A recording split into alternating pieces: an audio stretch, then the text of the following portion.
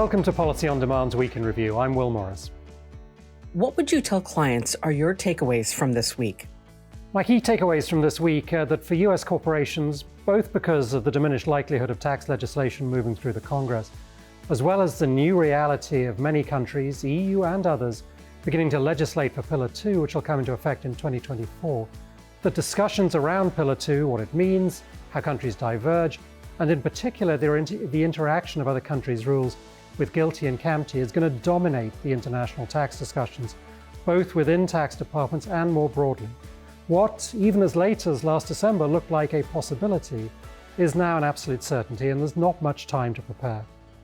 Which question related to policy did you get asked the most, and how did you respond?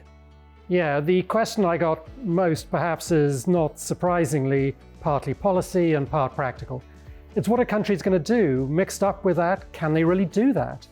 So let's take South Korea, which passed Pillar 2 legislation in late December. There are a bunch of questions, partly reflecting the greater part that accounting plays in constructing the Pillar 2 tax base. Just to name a few, is the law substantially enacted or not? Did they really mean for the UTPR to come into effect in 2024, not 2025? Will their UTPR require actual payments of tax rather than denials of deductions? If they alone have the UTPR in 2024, can non-Korean parent companies be required to file all the information in the Globe Information Return with Korea? If the UTPR is contrary to the US tax treaty, can Korea override the treaty in domestic legislation? These are all great questions, and many more. And then imagine those multiplied by 30 jurisdictions, all with slight differences in legislation, with different constitutional backup rules, different court interpretations, etc., and no way of enforcing conformity.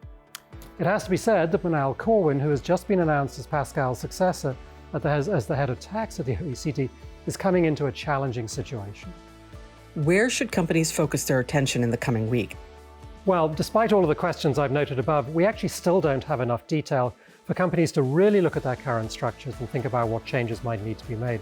So this week, and indeed for the next couple of months, companies should be preparing, making sure that the Pillar 2 information can be collected. That may mean looking at ERPs, for example, and keep doing modeling.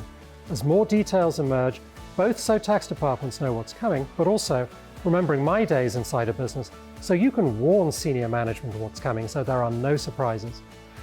Finally, I'd be totally remiss if I didn't mention that our Tax Policy Outlook is published this week with lots more detail on these international issues, as well as in-depth analysis of the US domestic legislation from the past year and the implications of that for this year. Also, our CEO survey for the World Economic Forum has also just been published. So thanks again for joining me on Policy on Demand, and please join us again soon.